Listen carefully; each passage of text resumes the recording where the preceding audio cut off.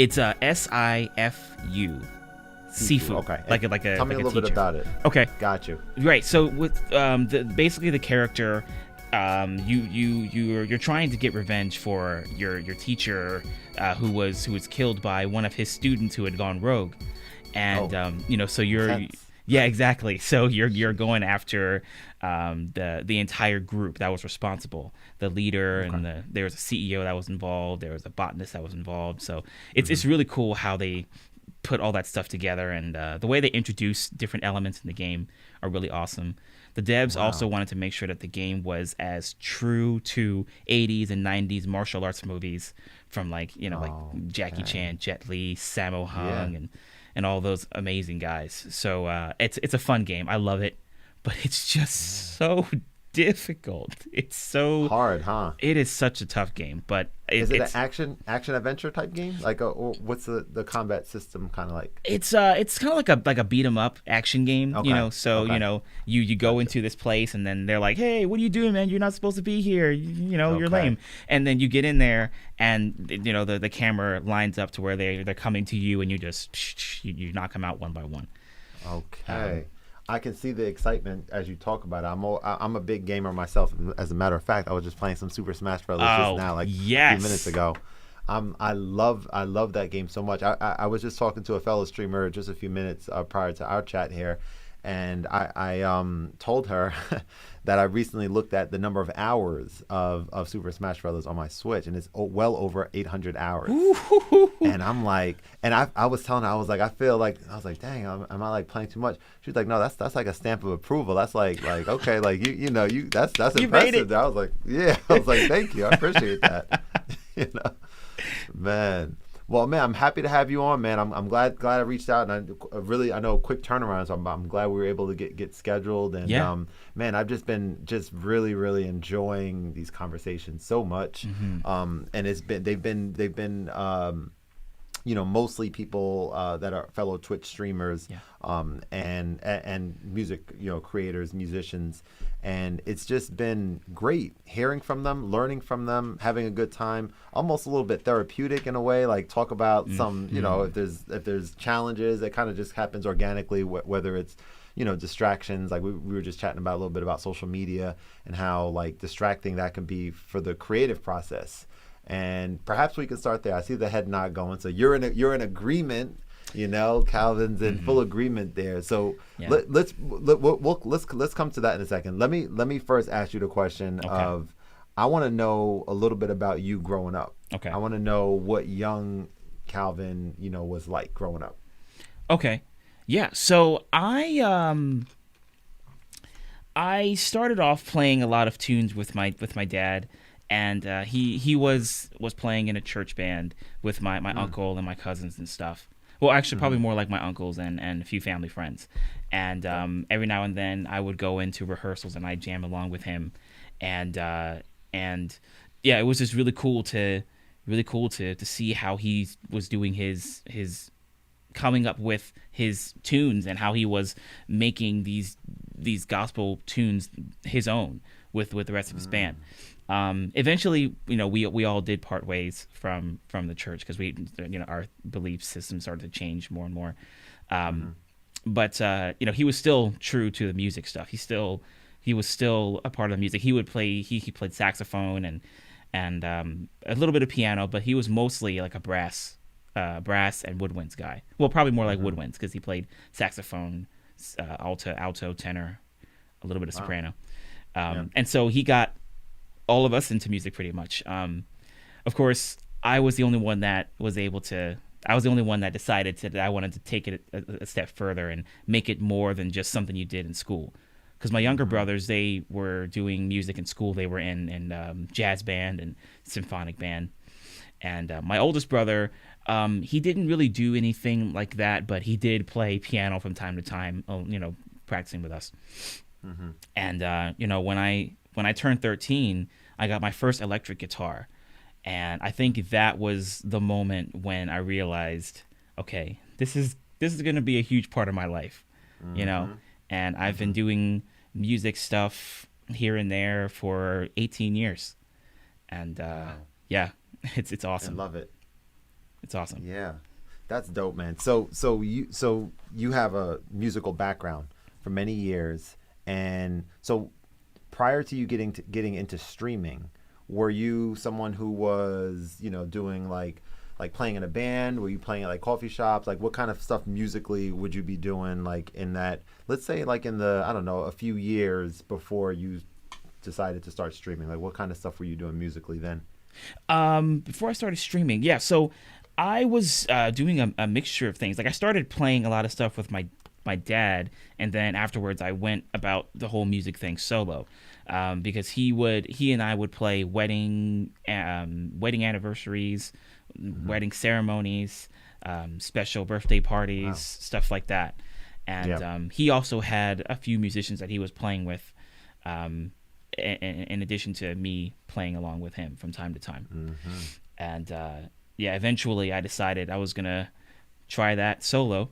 And it was good. I was able to do that for a couple of years. And I have done some weddings, anniversary parties, and ceremonies and things, recently. But it started around maybe like 2016 or so when I started doing that stuff solo. And then I also started busking. And busking was probably one of the things that that really helped me grow as a musician because I'm not sure what busking means. okay, so when you're busking, you're like, let's say you're in a farmer's market, for example, and this farmer's market allows music.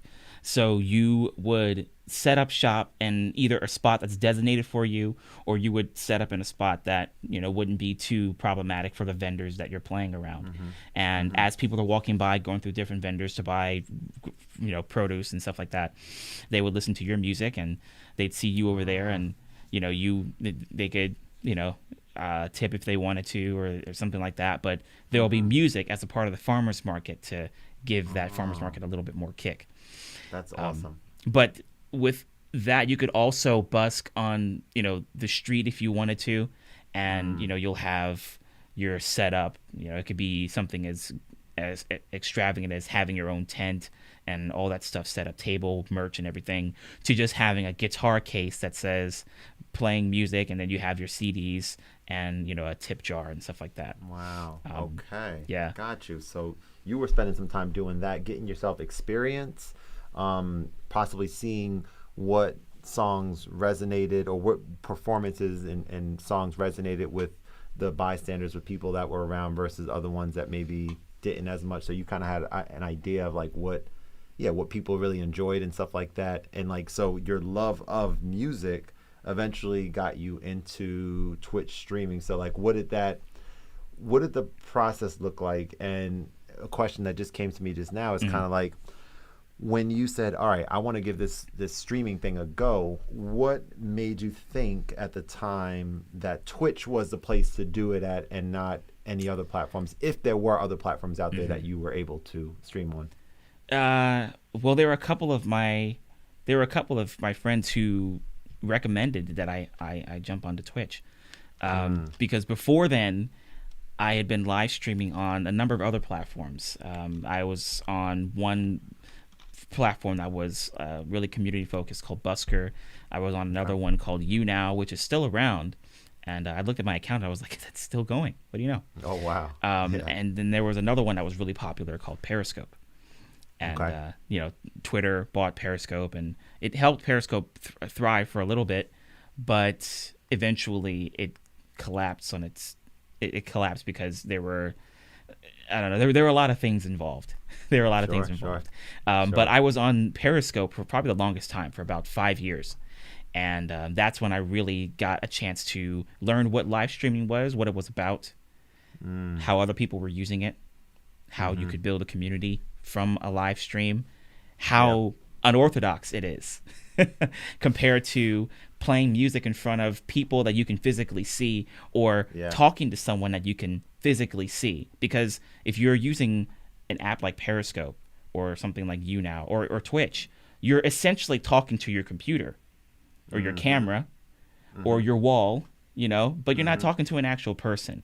And so having to visualize the people that are in your chat, visualizing them almost as if they were in your space, is something that takes a little bit of practice, especially when you're a musician who's normally used to playing a gig filled with people you can actually see. Right. And then you're going right. from that to Twitch. So it was a little bit easier for me to make the transition from all those other apps to Twitch.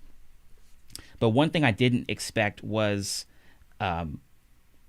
just how vast Twitch was, and also how many skilled and driven musicians there are, and how many indie musicians there are. You know, because I mean, you've talked to Raquel. I mean, if you just think about where she was and where she is now, you're thinking a lot of that stuff happened during her time on Twitch, and you're like, but isn't that a place for games? No, not anymore. It hasn't been for a long time, not since Amazon bought it. And so it's really been varied in how much content it provides and what kind of content it provides, and it just, you know, allowed musicians to do their thing. Underground musicians like Christy Cates and, you know, Midstream LA before, you know, Midstream LA and you know, all those amazing musicians. They were able to do their thing before the great music renaissance of 2020. And there's just a lot of things that Twitch was able to offer. And so with music being one of them, my friends told me about it and they got me on here, and I was like, wow, this is amazing. And I've been on here for 3 years now, and it's been pretty sweet.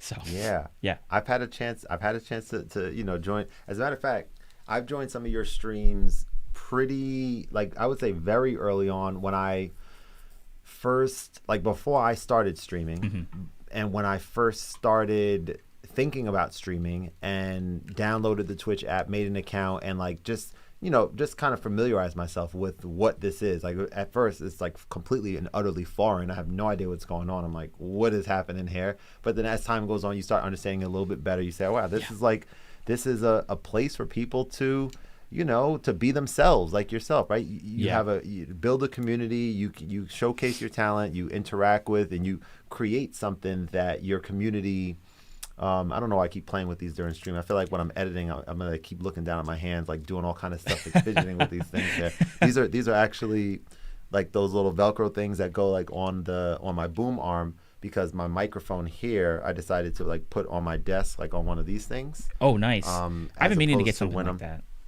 Yeah, I just felt like it was maybe like a little bit cleaner than, you know, like when I used to do like having this thing like hang. I mean, it's fine, I guess, if people are used to it and stuff or whatever. Right. But I was like, let me switch it up a little bit today. Yeah. So these are from, you know, they were on the boom arm, and I just can't stop playing with them for whatever reason. But yeah, no. So I was saying that like I joined yours pretty early on when I first started familiarizing myself with the app, and you do an amazing job. I mean, incredibly talented, first of all, supremely talented. Thanks, absolutely, man. That was one thing that stood out to me. You hit it right on the head, which is that like there is some immense talent. There's like immensely talented people that are on the platform, and it's just like, I don't know if the word is fun or fun/inspiring and entertaining as a fellow musician. As a fellow supremely talented person myself, I laugh, but I know I am, but I'm getting more comfortable with just saying it. I was just watching Kanye's documentary that just came out. I'm a huge Kanye fan. That's awesome. And I'm watching his documentary, which is it's like me going in a time machine almost, because it's showing footage from, you know, 20 years ago and stuff when he was first coming out. Right. And I'm just watching this guy, and we know what Kanye is all about and stuff right now. But I'm watching him before he was that. But when he didn't have a deal, no record, none of that type of stuff, but he knew, he was like I'm talented, and he's going into Rockefeller, like the headquarters, and he's doing something that I'm still. It inspired me to do this more, which is when I play my music for people. I love my music. I love my beats. I make dope stuff that I love listening to. Yeah. Like I listen to it in Costco and in my headphones. I'm like, yo, this is dope. Like this is hot right here, you know? Yeah. But when I play for people, when I play beats for people, especially in person, I'm not like gassing myself up genuinely the way that I should be. I'm just like, you know, play it and like see what their reaction kind of is. This guy was like playing his beat. He was like so into it. And I'm like, you have to kind of, I think, find the balance, but you got to like let that show. Like if you're passionate about what you're doing, Yeah. it's like infectious, right? It's infectious for people to kind of see that. It is. It is, and it's funny that you mentioned that your approach to your music when you listen to it is totally different from when you're playing it, because it's kind of like that whole situation where it's like you're listening. Oh wow, you're listening to your own tunes. Why are you doing that? But the thing about it is, like even and I have problems with this too. But like when you make something really good, like how can you not say, okay, I gotta step back for a second. I just made a banger here. I didn't even know what I did, Yeah. And it's like you were saying, trying to draw that fine line between not being super egotistical and big-headed about your music, while at the same time appreciating that you made something that's pretty legit. And I feel like, at least for me, I'm always walking that fine line, because I've also been someone who had trouble like saying, okay, I'm pretty good at what I do. Like in fact, I think it was in one of my streams maybe a year and a half or so ago. Somebody was saying, "Hey man, you're really good at what you do," and I'm like, yeah, it's like just the way that I delivered that just now. It took a while for me to say, yeah, I'm a really good musician, or yeah, I take pride in what I do. I didn't really consider myself as a professional musician, but I was doing professional musician kind of stuff. So I guess the mindset of becoming confident in your work but not becoming big-headed, I guess it's even, it's still a fine line to walk for me, and it's tricky. I imagine it must be the same for other musicians who want people to hear their stuff, but they don't want people to be like, oh man, this dude thinks he's the next Kanye West. Man, bro. And it's tricky. You hit that right on the head, man. I mean, I love when inspiration strikes and how it strikes. Like for me, after watching that, I'm like, okay. So I come down here, and I had Carmela, Anna Carmela. Yeah, I do. She's amazing. She's fantastic. I had such a great talk with her. So I had her about an hour ago, and this is my last one. You're gonna be my last of the day. Nice. And so I come down here, and I'm like, okay, I got 2 conversations. I'm pumped up for those. Yeah. And then I'm also like just looking around my studio, and I'm just, I just watch I'll never use the word idol, but my my biggest inspiration music-wise, let's call him that. Yeah. I watched him in his element when he was younger in his studio on like an old school keyboard and all this stuff. And I'm saying to myself, like, well, damn, I have so much stuff here music-wise, where for one, I'm like having too much stuff, as I've realized recently, not good for me, at least. Distracting, right? I'm like, that's not good. What's my home base? My home base, I'm not gonna turn the camera on. My home base is like, sit me in front of like an 88 key weighted keyboard or digital piano. Yes. And that's where I'm at. Everything, I don't really care about anything. I was like, let me get piano sound, let me get a couple sounds on there, and I'm gonna be at home there. So for me, having other things around, which I keep looking over there because I have like all these gadgets and things, like a big part of my content creation strategy and just excitement when I first started my YouTube channel was, doing these app reviews and doing these teenage engineering and other companies like product reviews and tutorials and things like that. Yeah. And it's been fun. It's searchable content people rely on and look for this type of stuff. But ultimately, that takes away a little bit from me. It takes away from the creativity. What I love, I just love just sitting in front of like the keyboard without any, like with no thought about what I'm gonna start doing and just kind of start playing and start figuring things out as I'm going. And I love that so much. So I know as a result of that, I know that like what I need to make sure that I'm focused on a little bit more is put myself in a scenario where I can do that more. And finding fun and interesting, and I know streaming is a major part for me. Yeah. like to be able to do that. Some like more casual, just kind of messing around, and then maybe sometimes a little bit more in a performance base and stuff like that.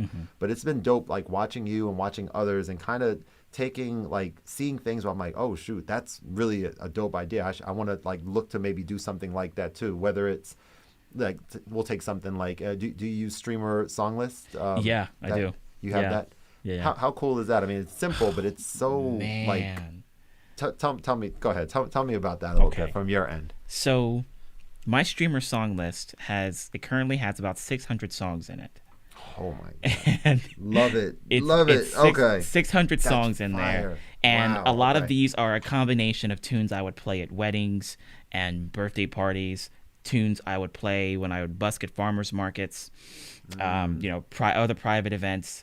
And then songs that I also love to listen to and play along to. It's all put into this one streamer song list page, and you can link your stream with the bot, and just how convenient that is. It's like there are other live streaming apps that I've used that wouldn't have had that capability. Granted, they were mobile devices, so you can only go so far with a mobile device. I mean, Periscope had Periscope Reducer, which allowed you to use OBS Studio and stuff like that, but ultimately it was a mobile platform, and it can only really do so much in terms of how its content could evolve.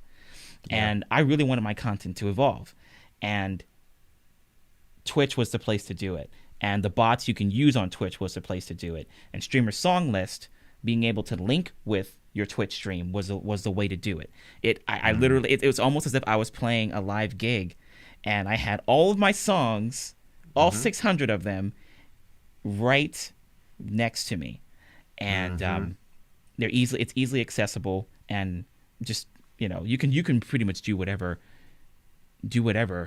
you want with that song list. It's just crazy, and I didn't really realize how powerful it was until like I guess maybe a year or so into my streaming. I didn't realize how effective it could be, because I could add songs, remove songs. I could have different versions of songs. I could put notes in there, chords, lyrics. I could have it linked up with certain commands and things. It's a fantastic tool, and like for a musician to not have that in their like toolbox, you might want to get that and Treat Stream. Got to have both of those. Well, let's put a pin in Treat Stream, because I need to hear about that in just a moment. I need to hear it because I haven't even heard of that, so I'm very fascinated. It's like a little teaser for like what's to come. Yeah. But streamer song list, bro. Yeah, everything you just said. I mean, me as a new streamer, when I would go into people's streams who do cover songs and take requests and do all that type of thing, I was like, this is pretty cool. Like it's. You're playing songs that you enjoy playing because they're on your streamer song list, and maybe just as important, there are songs that people, or at least one person, wants to hear. So it's like you're playing for that person. And so to me, that is a major component. And then the other major component is, before I had my streamer song list, I know how to play this many songs on the piano. Start to finish. Right. This could be 3 songs or 500. We don't know yet. We don't know how many this is, but it's this many. And then I know like some of or most of this many songs. So there's a lot more songs basically that I know some of or most of, but not like play immediately. Yeah. So to me, it was becoming a thing where it was like driving me crazy. Not driving me crazy. I was feeling a little bit overwhelmed with not having structure to my song repertoire, because I did not know about streamer song lists. And then I found out about it, and now I almost have it fully updated. I mean, sometimes I think of a song like, damn, I forgot about this. I learned Jay-Z Feel in it. I got to put this on there. Like I have like these random songs that come up. I put on my phone right away, and then I put on there. And I love the count to show how many times that you've played them. Right. So that's amazingly powerful. As you know, you're like, damn, I only played this 5 times. All right, I want to practice this more. Let me sort these out or whatever, that type of thing. And then there was one more point I was going to make about streamer song lists. Let's see. Was it about the random feature? Oh, how did you know I was gonna say that? I didn't, but I thought about it. It's like, man, if you, because when I would do my stream sometimes, there would be moments where I would have a bit of a brain fart in terms of what I wanted to play next. So I'm like, I Yes. really wish there was a random selection type of Man, thing. bro. And then streamer song list comes in clutch with the random command. I'm telling you, Yo, lifesaver. it's one of the Lifesaver. it's one of the best things ever. And for me, like I was, yeah, you hit it on the head. As a new streamer, there's times where there's few, if any, people, right? When I first start up a stream, Yeah. And so my strategy now turned into something that is quite profound, I think, for me, which is like, okay, I'm gonna go ahead and do a little command random. Get a random song there. Oh shoot, Tears for Fears, Head Over Heels. Awesome. I haven't played this in that long. Let me relearn it, or let me look up the chords or whatever, and get the chords for it. So start playing that, feel good with it, or get bored with it, whatever. Let me do the next one. So I'll do that for like maybe 5 or 6 times, and then I have like all those songs that I've played through, either relearned or just played because I know it already, because it's a mix of both of those. Right. And then I leave them in my queue, and then I do whatever else I'm doing during the stream, interact or do whatever. And then the next stream, those songs are already in the queue. So now, as like a starting point, I'm like, yo, I just played these yesterday. This is my set list. This is my opening set list here. 5 songs, and it's always something fresh. So to me, that was like that aha moment where now, regardless of who's there, who's not, I'm getting immense joy and good practice, like good exercise, like in terms of like practicing and stuff like that. Yeah. And it's like the most amazing thing for sure. Yeah, it really comes in handy. Like I mentioned earlier, there's so much stuff. There's so much stuff that you can do. Another really cool feature of streamer song lists is that if a person was there before, but then they were gone 5 minutes later, like they're not even in the user list, the streamer song list changes their name color from white to red to let you know that they're not around. Oh wow, that was something they recently added. Wow. And then you can take that song and put that into another cool feature, which is the saved queue. So you can come back to it later. And it's just like, what? This is every musician's dream, whether you're doing IRL gigs mostly or if you're doing mostly streaming. Because I also use streamer song lists when I do my IRL gigs. I just hit random a whole bunch of times, 20 times. So I'll have 20 songs in a set list. And I may not get a chance to play them all, but I have access to all my 600 songs that way. And so it's just, it's really, really convenient. It's such an incredible tool, Such an incredible tool. Yeah, man, you hit it right on the head. Yeah, that it really is. It's fun. It's fun with like the different attributes that you can use as well, that you can get even deeper, obviously, with decades. You see people with decades or Disney or different categories and all of that. That was hard for me, man, because I'm like, all right, I kind of thought like I wanted to have something that it's just like call like pop music, like popular, which is like anything from pop music as we know it to like, rapper, or like anything that has like lyrics that like most people know, kind of thing. Yeah. And then like maybe like jazz, and then maybe like classical. And then like TV and movies, like Home Alone theme and stuff like that, and Game of Thrones and stuff, right? Yeah. It's like those are kind of how I started. Like I'm kind of like, and video games as a separate one too. Yes. A little much, but that's like, and that's amazing too. I'm like, damn, I don't have that many video game songs in here. I need to I want to learn some more of these. Let me click that. Let me kind of fortify this list with like two or three new, or I'm not like learning songs that fast or whatever. But like, let me try to learn a couple of extra ones or whatever the case is. Right. But man, yeah, it's we can talk about that for a minute. I'm interested in knowing what's that other thing that you just talked about, because you said if it's anywhere near as like beneficial for me as streamer song list, I need to know about it. There's the feature with you changes the name color of the person who's not in your stream, like actually in your stream. There's a saved queue where you can take a song and you can save it for later in case the person comes back. And I've had to clear my saved queue a lot because people would go in and out of the stream, and they'll be like, "I'll be back," and some of them come back and some of them don't. Sure. I'd have to clear out the saved queue. At one point, I didn't, and there were like 300 songs in there. So I had to clear it out. But there's that. And the attributes you mentioned. You have the ability to set Like I just learned this recently from one of my mods, who was actually one of the guys who got me onto Twitch 3 years ago. Wow, very cool. Yeah, he had set this thing up on Streamer Song List where you can have a maximum amount of songs that you're gonna play that people can request in the stream, and it shows you how many you've played so far, and how many are active in the queue. And once it gets up to 50 songs that have been requested overall, then I think it stops the people from being able to request. Like that's the max limit. A cap, yeah. Right, exactly. And I didn't know anything about that until recently. And I'm like, this is really going to come in handy, because people come into my stream and they request all these songs.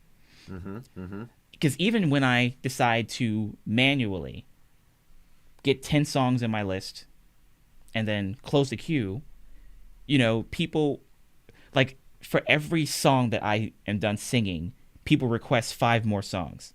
And so that cap on the song queue is perfect because, well, for one thing, it keeps your sanity in check, because you don't have to worry about, you know, what's like, all these songs just continuously. Crazy. But also, it's a really, really convenient tool, and it helps you focus. It helps you take a little bit of it takes a little bit of the weight off your shoulder, so you can focus more on other streaming things like troubleshooting. Audio and video troubleshooting are the bane of my existence. I have a love-hate relationship with it, but probably more so hate. But it's kind of like teetering between love and hate. It's really between weird. the two. Yeah, because I also do stuff on like Cubase and stuff, and nice. It's really cool. Like being able to do the audio engineering is really cool stuff. But when you're trying to troubleshoot that while you're also trying to run your stream, and it's like, I just need you to work, and I don't need any inconveniences. Do you mind? I'm just trying to do my stream. I'm just trying to play. I'm just trying to play my stuff. That's all I ask. And then Twitch is like, no. I got to throw one curveball at you. At least one, right? At least one, yeah. But yeah, it's crazy. It is, man. There's a lot of like things to learn, and to like realize that you don't have to learn them all in one shot. You can kind of just try different things out little by little. As I'm learning, I'm kind of saying something and kind of reinforcing it with myself. Is like, there's so many tools out there. But the one that I'm curious a little bit about is, you mentioned something, I don't remember the name of it, but when we were talking about Streamer Song List, you said that, and you said some other tool that you said was important. Do you remember what that was? Let's see. Streamer Song List, and then bots. Like you'd have like Nightbot, for example. Nightbot. Okay, you're talking about bots. Okay. Right. Yeah. Okay. It's really convenient. Commands and stuff. Right. Exactly. You know, because that's another thing that helps you take the weight off your shoulders. With all the stuff you can do on Twitch, if you have your bots set up, if you have, like, if you're a musician, streamer, song list, if you've got a way to see your, follow, sub, donation messages, and you have really cool mods, which I'm thankful for. Like every time I stream, they're the best. Awesome. If you have all those things, then all you really got to do is just do your stream and play, and just be you. Yeah. But the bots really come in handy. Like I have one for streamer song list. People can put in a command, like I have my SL command for people to put in, and then it shows them the link to the song list. They can click it. Boom. Got one for Nightbot, which basically allows me to take any commands that I have, and they can put the command in the chat, and then boom. And I can customize what commands I make and how efficient they're going to be. Let's see. I think it's great. Even the cooldown and stuff, right? To say like every so often, like a certain thing, like don't forget to check this out. Or if you have a new song out on Spotify, like I see all these different things, and they're super, super just effective. Like you said, you don't have to like continuously I mean, you can. I think it's always a good idea probably to like say it with your voice as well. But like having it both ways is like, it makes it, I don't want to say easy, but it just makes it like just it does make it, I guess, easy if you spend the time getting it set up in that type of way. Yeah. And like you said, you can then focus on the music and focus on the stuff that you truly enjoy. You know. Oh yeah, absolutely. Just the fact that I have the option to have my bots do the work for me, or if I decide I just want to say to everybody, hey, I have a new EP coming out, or I have a new song coming out, or check out this video that I made. I think that's another thing that people don't really notice, that they have that kind of accessibility that they have. They don't notice it, but it's just there, and it's there, and it, I guess once it's gone, you won't really notice it unless you start streaming and you realize, oh shoot, I don't have the option to use the bots anymore. Now I just have to say everything myself. Yeah. But just having those options of being able to, say it or to let the bots say it is pretty cool, because then that just means that you have a lot of flexibility to run your stream the way you want to run your stream.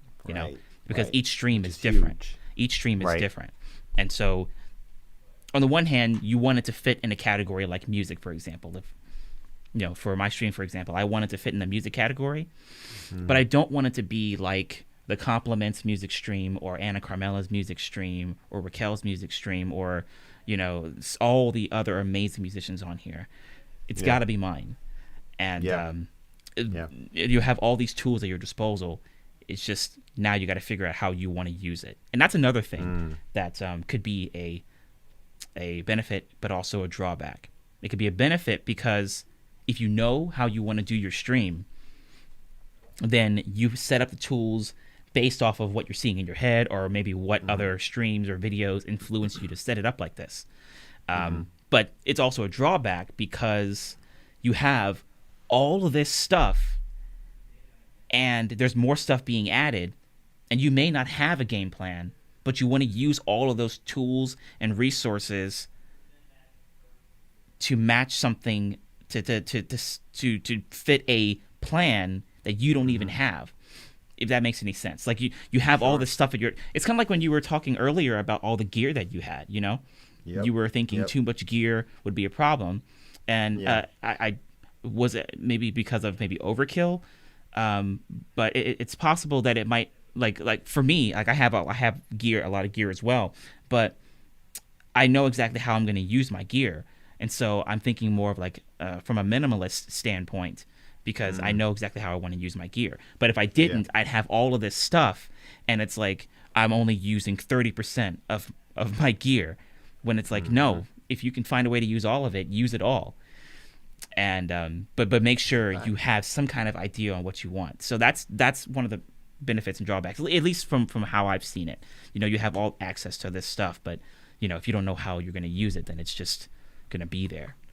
It can be a little, if you're someone who feels like you want things to be the perfect way, then you can spend a whole lot of time figuring, saying, all right, I'm not gonna do the next stream until I get all these things set up, and then that's never, I think, never the right strategy, right? Oh, absolutely. I'm a perfectionist, so that you hit that right on the Oh, bro, that's been my thing that I realize about myself, which is why ultimately it results in sometimes certain things just either never getting done or just taking a lot longer to actually get done.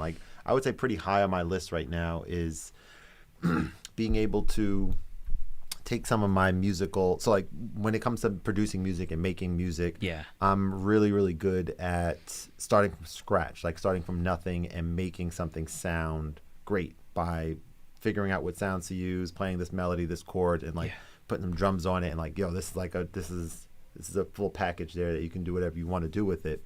I didn't realize that so many people that produce use sample packs, rely on sample packs and loop packs and stuff to start their composition. So they'll browse and be like, oh, this is a cool bass riff, or this is a cool melody, or whatever. They'll bring that into whatever DAW that they're using, and they'll chop it up, or they'll pitch shift it, or they'll do whatever to it to kind of make it their own, and then that's the starting point for their song. And I've never really done that ever, just because that wasn't that appealing to me. I was like, I like starting from scratch. That's the way that I learned. That makes more sense to me. And so as I realize this, as time goes on, I have just so many musical ideas that are just sitting on my iPad, just sitting on my keyboard, sitting on my computer, and they're not doing anything. They're just there, right? Yeah. And I'm like, okay, sample packs for free, probably.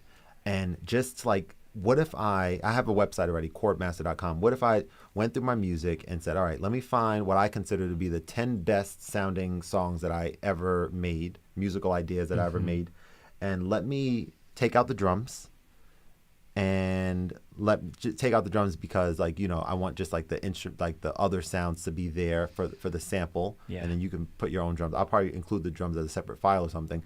But what happens if I like had that on there, put the BPM, put the key, and just, you know, maybe got their email address for, like, you know, for a mailing list or something like that, right? Some type of exchange, but made that available. And like, that would be something that I've been thinking about for a while, but just haven't done it because it's that first step. It's like, okay, well, how are they going to download it? Is it going to be like a Google Drive thing? Is it like a new feature on my website that I have to implement, like a plugin, like all these things? And then I'm just like, all right, let me just, it's like that little hurdle, you know what I'm saying? Like, to get past that first point. But I know that that's important to me. I know that one of the most important things musically for me has been for years now, for decades, is like, it seems like a long time. I haven't been like doing music that long, but I started music decades ago, took a long break, and then restarted about 4 years ago. But it's like, I want my music heard by people that want to hear it, even if it's not my music. If it's my sample pack and someone did something really creative or dope with it, that would be probably even more exciting to me, quite frankly. It's like, that's part, like, I was the genesis of that, and just hearing it like in a video game or something like that, I think would just be so exciting, because I listen to video game music all the damn time, bro, and it's so instrumental in my life. I got playlists like on my phone. I'm like going crazy, like nodding my head in the gym. People are like, yeah, he probably listened to Eminem. It's like, nope. It's Final Fantasy 10 right here. Final Fantasy 10, you know, good Thunder stuff, Plateau, man. Or something, you know. So it's, man, but it's a never ending journey, and it's really it's just exciting, man, you know, just like having these ideas and like strategizing. Someone I was talking to earlier, another brother who I had on earlier, he's not a streamer, but he's well in the industry. No, I'll name drop. He produced a song for Eminem, and he knows Dr. Dre very, very well. Good and stuff. I got, you know, wind of his content a while ago, and he was gracious enough to be on. And we had just an amazing conversation. That was the first of now 4 amazing conversations today. And he was talking about like the importance of, you know, being creative is very, very important, but almost just as important is having the know-how or the discipline to like know when and what to do with your creativity. And me, I struggle with that. I'm just like, I'm just going to keep making stuff because it's fun for me. And that's cool if that's all you care about. But like, if you want to do stuff with it, if you want to, you know, as you know, right, you love playing music and performing. If you didn't take that first step, that hurdle, I mean, I'll say with Periscope, because I think that was like maybe that's where you spent the most time streaming. You said about 5 years. So taking the step from there to Twitch probably was like a lower barrier. It was like certain things you had to kind of do and stuff. But taking that first step into live streaming was probably like, live streaming, what the hell is this? Like, what talking into a camera? Like, this is weird kind of thing. But you did it, and you know, you could honestly say like you're, like I mentioned, great at it, and I know that you truly enjoy it as well. So that's a testament to show that, you know, that's like the first step is just so important. It really is. Like, I do have a question about the way that you looked at your songs, the ones that are still kind of on the back burner. Like, okay, so I have a whole bunch of songs in a folder at the moment of songs that I know I'm going to do something with, but not right now. And I would tell myself that for 3 months, 6 months, a year and a half, and they'd still be there. Wow. But from what you were saying, you were thinking about how you wanted to maybe get more people to listen to your tunes who really enjoy your stuff. Sure. And so you would, you know, narrow that stuff down to like 10 songs that sounded the best. But how did you know that these sounded the best? Like, what what did you look at to help you determine what were the best ones? Because I know for me personally, when I'm looking at my songs and I'm thinking, man, I think people would really like this, I feel like they'd like this one too, and they'd like that one and this one, and it's a little tricky for me to decide because I like a lot of the stuff that I put in my tunes. They're elements that I use today, and people will really like it, but it's also a lot of songs that I've written that have a lot of those elements. So I guess basically, how were you able to narrow the songs down? Like, did you have to use any other? Did you have to filter it out in another way? Like maybe which ones would be maybe radio friendly, or maybe which ones would be something to where if you made a remix of it, people would be willing to hear a remix. Like what kind of other elements did you look at, really? That's a great question. Well, I'll say this. I'll say that I actually haven't started yet. So that's the plan to do. But it's food. It's great food for thought. It's one of these things where I would say as I start doing it, hopefully sooner than later, because like you said, those weeks turn to months, turn to years. It's like just taking those baby steps, just kind of getting started. Perhaps the first step can be literally just listening to the songs and making those selections. And I said 10. I'm thinking 9. There's something about going to the website and just having like a 3x3 grid with amazing cover art. You know what I'm saying? Yeah. Amazing cover art. And it's like each of them is like perfect, not perfectly, but just really closely like depicts the type of vibe that I feel listening to that particular song. But to answer the question, I'm probably thinking like, all right, out of these 9 songs, I want somewhat of a diverse sound. Like I don't want too many ones that sound too similar to each other. That would probably be one criteria. Yeah. So I want like something that, is well-rounded, I would say. I would say that I would have to really think about that. How would I go about it? You mentioned radio friendly.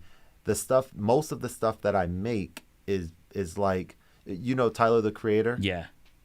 I'm a big fan of his music. Okay. He's very, he's like one of my big sort of influences, like musically, like these past several years now, because he's just very musically inclined, and you hear some like orchestral kind of like theatrical like foundation in a lot of his songs, and it's not repetitive. It's like changes and different key signatures, like all these things. I'm just like, yo, this is not normal. This is like different. I love this, right? Yeah.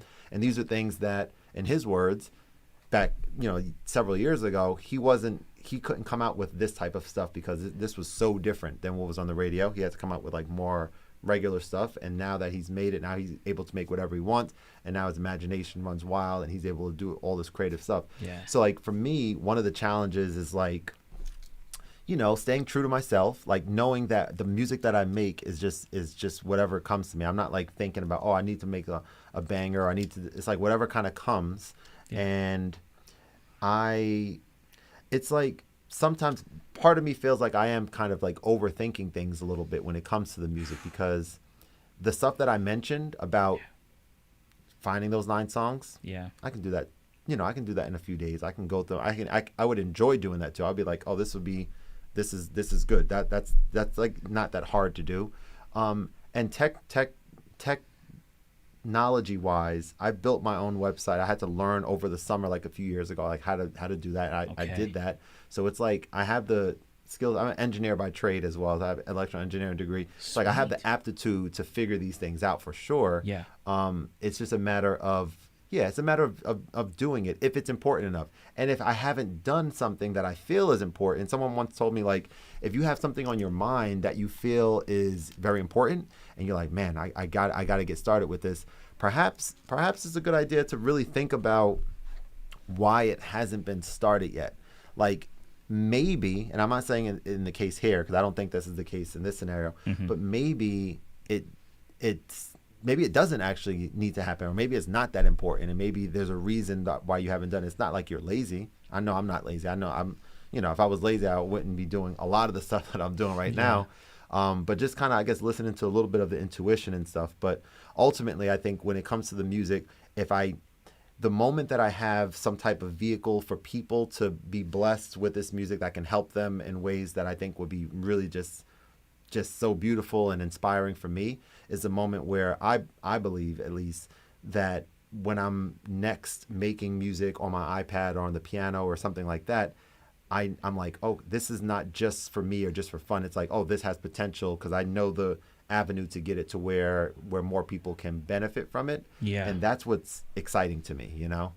That's really interesting, because there are, like, I've also asked a couple of my friends that question too, musician friends who were going from IRL gigs to streaming, and it also, vice versa.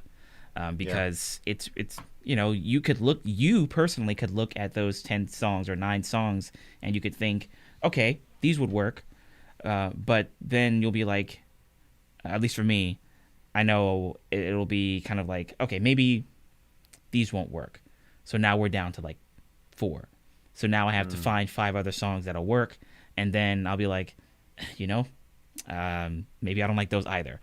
So I guess just trying to figure out which songs would best represent where you're at currently with your music and your creative side. That's always the thing that I think about whenever I'm trying to choose a song or songs that I think people would really like. And it's tricky because I want to make sure that it's the perfect choice of tunes, and it doesn't always work out that way. But then again, maybe, I guess I don't know. It's interesting. I was just gonna say what's fascinating about that word "perfect" in tunes is that we all know that music is so subjective to taste. I can be like, yo, Tyler the Creator, one of my favorite artists. Yo, you have to listen to New Magic Wand. It's like one of the most amazing songs ever. And you can listen to it. I should sit close to the mic. I should know this. And you should listen to it, and then you'd be like, huh, that was weird. It was okay, but it's not one of the best songs ever. And that's like, oh, okay, cool, no problem. Like, it's like one of these things where it's just very much subjective. So I think both of us are saying the same thing. It would be hard to make that selection for sure. Yeah. Undoubtedly for people who put out albums and stuff like that, whether it's an indie artist or a big name artist, that's probably like a really, tough thing. Like, not just which songs are, obviously albums have like this number of songs and there's like several ones afterwards that didn't make the cut or whatever. Yeah. And then it's like, like I've been in the scenario many times where I've heard songs that didn't make the album. And I'm like, what the hell? I'm like, why is this not on there? This is better than any song on the album. This is much better. Yeah. There's one like on Jay-Z and Kanye's Watch the Throne. Did you listen to that album? I haven't. Have not? Okay. This is from like years ago. Like, I don't know, maybe like 10 years ago, maybe 12 years ago. This is a song called Primetime on there, on the deluxe version of the album, and not the regular that came out after. And I'm like, this is too good not to be like, but there's a reason. Maybe they didn't think it was. I don't know exactly, what goes behind that, but it is interesting. It's subjective. So maybe the moment that we realize that there is no such perfect list of songs, and there's also, in my example, and if you were looking to, release your songs or your music in a similar way, or even doing an album or whatever, it's not the end of the world if you pick like the wrong songs or songs that people don't click to download. It's like, okay, maybe this one comes off, or maybe it stays there and I add 3 more. So it's another row of 3 or something like that. I just know that when this does happen, for me, I've seen some people's sites that are like 100 or 200, and it's just a text, and it's like download, it's like $4.99 or something like that, and that drives me so crazy. It's like there's way too much on here. A lot of them sound like similar, and it's just like, I'm like, this is not what I'm after. I need like something that's just like visually pleasing. I need you to go to the site and see just these 9 pictures. Like, I have it in my head. It just needs to happen. I need to make it happen, So are you planning on making it like, how you can do, I don't know how to do this, but I've seen people do this on Instagram. But it's like they're promoting a single. And so each of the posts that they make are fragments of the entire picture. So I think That's Oh interesting. shoot, I know what you're talking about on Instagram. Like right. the grid shows like a full-on thing or something. Like the I know exactly Yeah. what you're talking about. I didn't. That's actually fascinating. I mean, that would be like some next level artistry where I probably would need to, bring an artist in to help with that. Gotcha. But that would actually be super fire if I would if they were all standalone but also work together somehow. Yeah, that. I'm gonna have to think about that. Yeah, because I mean, when you mentioned that, that was like that was how I was picturing it, and I was like, man, that's awesome. Like I was actually thinking of seeing if I could do something like that, because I mean, I've been using Bandzoogle, and they've really been, that site just has everything for me. Wow. And it's allowed me to really customize my website and make it,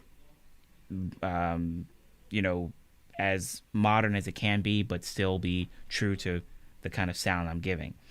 And it's really cool. There's a lot of, man, the internet has a lot of stuff for musicians. There's a lot of great resources to help you. Wow. Along your journey, and a lot of great people. The internet, I mean, I don't know if we're considered the internet or not, but like the internet is a way for us to get access to a lot of great people to be able to have these types of conversations, which is so dope. So I'm gonna ask you one more question. I'm gonna be respectful of time. Gotcha. And the next question I'm gonna ask has a little bit to do with something that I've been thinking about, which has to do with, I play a lot of video games, as I mentioned, specifically Smash Brothers. Yeah. And I'm like, why am I not incorporating this into, this is part of me. Twitch is about gaming and about music, I think, primarily. And I do both of those. I'm into both of those, not equally, but, close or something. Right. So I started like streaming a little bit my Smash Brothers games. And now I'm thinking, and I actually set up in the studio, I brought my Switch in here, and I have, the same monitor that I'm looking at you on. I have a separate input, so I'm able to play here, which is like, all right, this is the first step. And this is looking good. It sounds good. All good. Yeah. But I'm wondering, from your end, your streams are predominantly music, of course, but you do occasional video game streams, right? I've started doing more. There was a game. Let's see. There were a few streams that I did, like 2 streams that I did, either last year or no, it was sometime in 20. Yeah, it was okay. It was 2021. Okay, one of those years, 2020, 2021. And I was playing. I started off playing a game called Speedrunners, and it's basically where you're just playing as this one person who's running across the entire level, and you're trying to run so fast that you eventually chase the person get the person out of the picture, because the camera starts to slowly compress until it just shows whoever's left on the screen. Very cool. Okay. Yeah, it's really cool. And then I went from that to playing another game called Valheim, and I talk about that. Yeah, it's such a fun game. You can do so much with it. You can be as creative as you want to be, and there really is no limitation.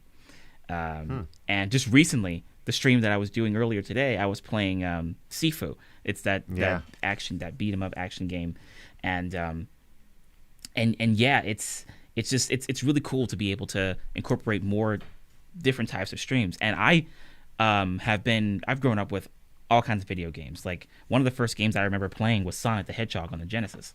And either my aunt or my uncle gave me that game, and it was super legit. And since then, it's always been a part of my life, and also a part of my music too.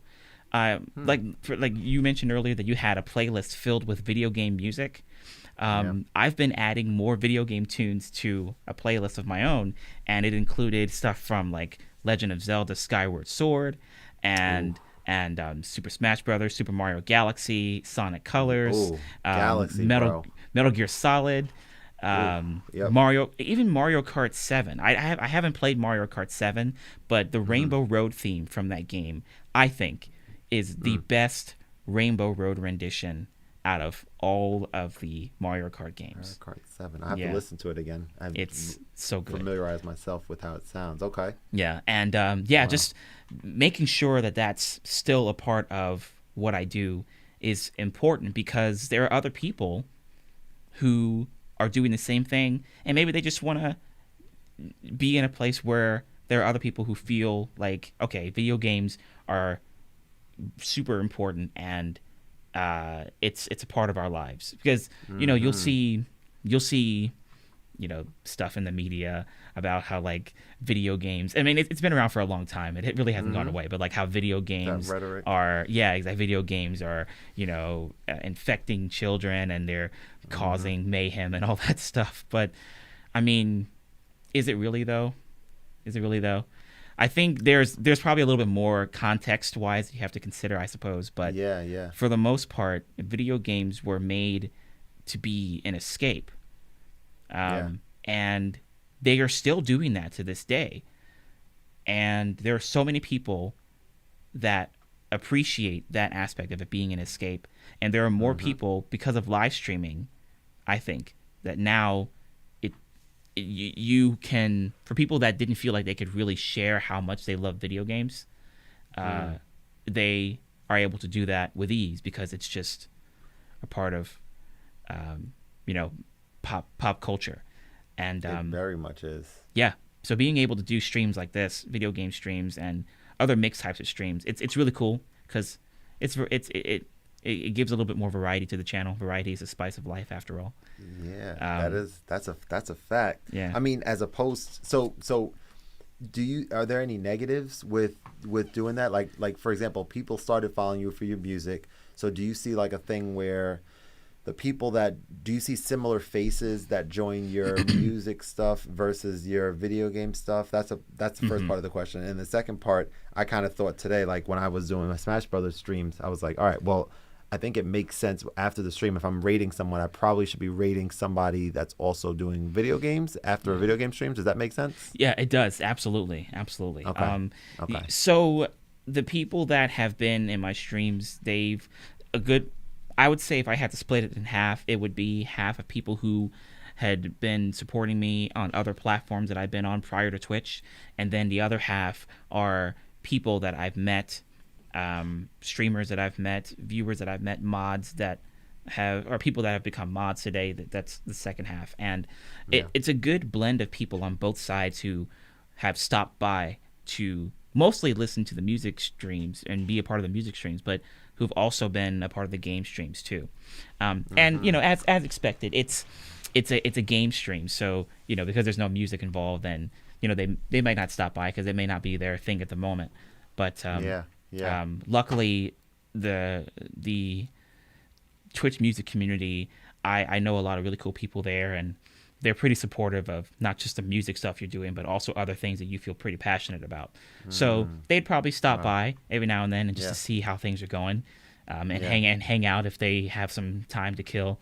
And I was actually expecting not a lot to be like when I first started playing games on stream, speedrunners and Valheim, but there were actually a really good amount of people that stopped by. And I think one of the things that would attest to that is how strong your relationship is with your community and the streamers that and I guess how you feel about doing that kind of stream in the first place, because at the end of the day, if you don't feel like the stream is going to benefit you in any way, then you won't do it. And if you don't feel passionate about the stream, you won't do it. And if you're just kind of playing just to play it or whatever, then your viewers will see it, your fans will see it, and they're not going to see the kind of it's just going to be kind of like like you're a hollow shell holding a video game controller. You're like, I'm playing, and they're like, no, you're not. No, you're not playing. You're not playing. You think you're playing. You're not really playing. Yeah, exactly. So it's been really cool having people stick around for the game streams, or if I do game music and then game, there'll be people that'll still stick around. All within the same stream? Yeah. Oh, that's fire. So you'll have like a title. Will you change your title midway through or something? Yeah. Oh, so and then the game category so that people won't and get the category. Confused. That's good to know. Yeah. Okay. It's that's good cool to know. Yeah, being able to do both in the same is interesting. Yeah. It's about trying it out and just seeing kind of what could work. I definitely appreciate that insight. That's super helpful as I'm kind of figuring things out on my end over here. Yeah, man. And the thing about it is, like, I know you've been in my streams for a while. I think maybe almost a year. I think Probably about, yep. Bits and pieces. Yeah. It's really cool, man. I appreciate that, man. Hey man, no problem at all. No Yeah, problem. Yeah, yeah. it's Just having inspiring. people like come by and support the tunes and everything. But I think it's Hmm. just like with your streams, there are people who come by and they come by consistently. Like, is there a moment where they are saying your streams are, maybe like super relaxing or what they needed in the day or something like that? And it just feels really good to hear stuff like that because you know that it's not just benefiting you, but it's Hmm. also helping somebody else at the same time, and you may not even maybe had not even have known it was going to Realize benefit that. them. You know? Yeah, it's. I think it's still pretty early from my end, and I think that if I had to say one of the things, I don't even know if I mentioned earlier about like the streaming on YouTube versus Twitch, but Mm. one of the things that I was really just kind of figuring out and still kind of am is like is kind of commit like where do I want to stream at and like kind of committing to it more than I have. I've been kind of toeing the water, right? I've been like, all Yeah. right, well, I want to have a consistent schedule. I know the importance of having a consistent schedule, but I haven't really done that. And I partly made an excuse to say that, oh, well, I much prefer like the sort of carefree kind of stream when I feel like streaming because that's going to produce a better product because I'm like mentally Yeah. excited about it or something. And maybe that's true, but I think as everyone has said pretty unanimously, like if you care about growing on Twitch, which I do, but not as much as I did before, right? I do, but not as much as I did. But if you do care about it a lot, then it is important to just really be consistent with a specific time slot, a specific day, so people can kind of start working around that schedule. And that's what I'm like. I'm close to something about the commitment thing that for me is just like a little bit like, I don't know if I want to commit kind of Yeah. thing. But I do feel as though like Sunday nights, Sunday evening after I have a Zoom Patreon thing that I'm a part of at like 9:30, 9 Nice. o'clock p.m. And so like right after I'm already in that mindset where I'm inspired. I'm already in this room, talking and all that stuff. So it's like right after that makes sense to just say this is the time slot that I'm going to stick with Yeah. and just kind of rock with it and then do the random streams throughout the week if I want to and maybe, just kind of like not make excuses and like and commit to it. Just kind of commit to it for a certain period of time and see if it's for me. Maybe it's going to be amazing. Maybe it's going to be like, you know what? I don't like having a schedule for streaming. And in exchange for growing at a normal pace that I think would happen if I did have a schedule, in exchange for that, I'm willing to like not grow at that pace. And if that's the case, that's perfectly fine too. There's other things, creatively and stuff like that I could work on. I could still stream and just enjoy it for me. Right. But I have to figure that out. I still have to figure that piece out. Mm-hmm. Wow. Yeah. Because I mean, it's always interesting. Like you're looking at other people's streams, and I was being interviewed by Sarah Jazz, and the Silence Noise. They're two musicians that have been on here for on Twitch for a while, and they Nice. had me Okay. on their show, and I was pretty much mentioning that in my earlier streams, probably about like 2019, 2020, I was trying to set up my audio and video to match what streamers have had, where they had already established what audio and video settings they'd had, because Mm-hmm.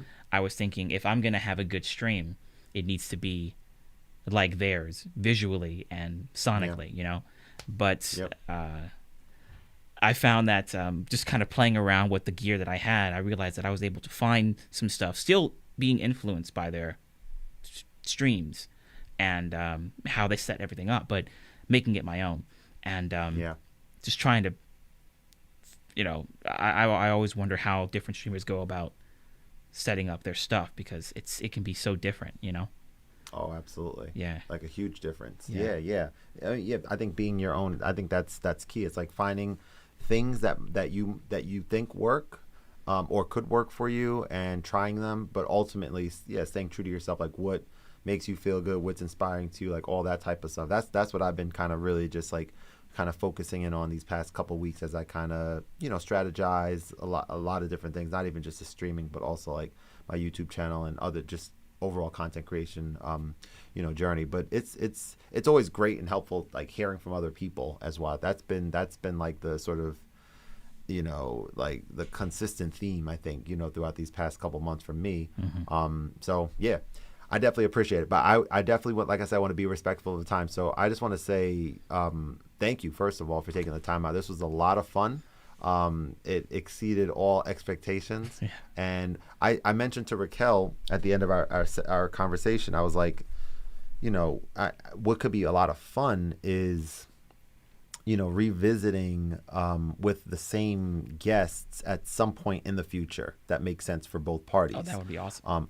I think that would be really cool to like have some time pass where the next time, we can reflect on, first of all, the formalities are out because we know each other. That's the first thing. But then now it's more just like a straight up conversation, touch base on like, how things been, since a year ago or 6 months ago, or whatever, the next time, that I would have you guys on. So I think that would be just like incredible. And as I'm learning about for myself, I'm like, damn, like I've had some dope, amazing musically talented people on to chat with. And so perhaps that's a lane, right? That's a lane that now I have on my channel, these just great insights and great conversations with people. And so I'm not going to stop doing it. That's for sure. And I want to like put a little bit more, more into it. Use some of these really important sound bites and maybe spend some time creating some shareable clips with like the text on the screen, the captions that we see so much of, because there's so much content here that I've sort of amassed, and I'm like kind of hoarding it. It's like all to myself. Obviously people can watch it, but most people aren't watching the full length. Like I need to like go through them little by little, not saying that I have to do it all in one shot, but like pick an episode a week or something, be like, all right, I'm going to highlight this episode, and myself just listen to it instead of listening to Stephen A. Smith talk about whatever about the Knicks all the time on podcasts or whatever. And like listen to something else like this and like be like, oh, that was a good point. Let me mark that. And then, just being like deliberate about it and just enjoying that process. So yeah, I'm excited for that, man. I'm excited really for it. And yeah, man. Thank you. No problem. I definitely appreciate Absolutely. that. Thank you. Yeah. I mean, I like doing stuff like this because, I don't know. I think, what was I going to say? It's just refreshing. It's refreshing to know that there are other people who, have their own take on how they're pursuing music or maybe how they are using music to better their quality of life. And it's just really cool to hear that kind of stuff, That's really insightful, cool. Man. Yeah. So you have an awesome rest of your night. And like I said, I appreciate you. And I look forward to joining your next stream and being like, yo, what up, man? Good to see you here. You know what I'm saying? What you doing over here? I'm all for it, man. Yeah, thanks again, man. Awesome. Have a great one, all right? You too.